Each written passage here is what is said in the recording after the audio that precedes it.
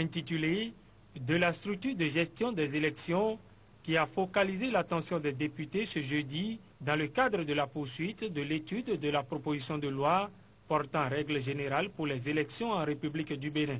Le premier point de discorde enregistré au cours de cette plénière concerne le nombre de membres devant siéger dans une commission électorale d'arrondissement. Le texte soumis au vote propose 5 membres pour les arrondissements de 1 à 50 000 habitants et 11 membres pour les arrondissements de plus de 50 000 habitants. Maintenant, c'est pour remédier aux difficultés que nous avons, Monsieur le Président, que justement les chiffres 9 et 17 sont avancés pour faciliter qu'au niveau de l'Assemblée, la question de répartition des chiffres, etc., ne pose pas trop de problèmes. Ce ne sont pas des chiffres qui sont pris complètement au hasard.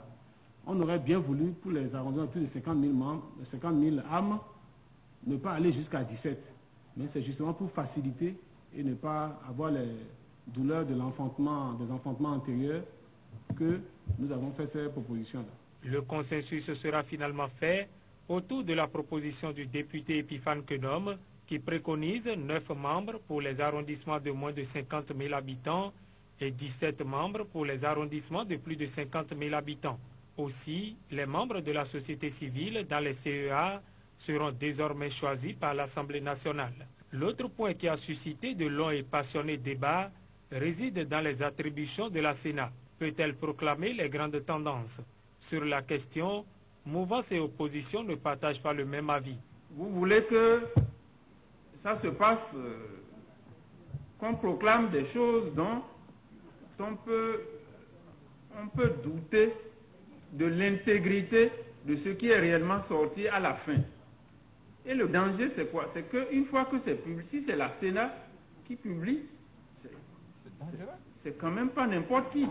Ceux qui ne veulent pas qu'on annonce les tendances, parce qu'ils auraient une calculatrice particulière qui pipe les résultats quelque part, bon, on peut... Si on a déjà les résultats, chacun de nous sait calculer. Même si je n'ai pas de calculatrice, je vais faire 1 plus 1 égale 2. Concomitamment à cette transmission des résultats à la Cour, elle organise par ses démembrements le recensement du vote et publie les grandes tendances ainsi que Elle les met sur son site web. Cette mouture sera finalement retenue et la Sénat est donc autorisée à publier les grandes tendances. Malgré la volonté des députés d'aller plus loin dans l'étude de la proposition de loi portant règles générales pour les élections en République du Bénin, ils ont été obligés d'arrêter les travaux, faute de secrétaire parlementaire, et les débats sont prévus pour reprendre ce vendredi.